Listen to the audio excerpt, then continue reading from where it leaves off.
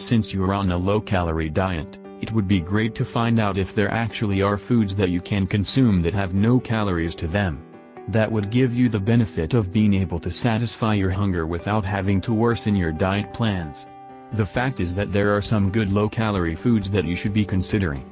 If in fact you do need to help stave off those hunger pains, this may be the way to make sure it happens. When considering foods that are labeled on the market as being no calorie, take a look at them. If they are very costly, they may not be worth it.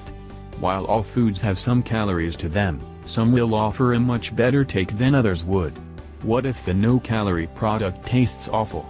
Look for a product that is low-calorie, then. Low is better than no for taste and better than full-calorie, too. What about all of those products that claim to be negative-calorie foods? Negative-calorie foods are actually foods that do have calories, but they often take more work to consume than the calories that are actually in them. For example, if you are eating a food that contains 100 calories but it takes you 150 calories to consume it, it is actually reducing your calories by 50 just to eat it.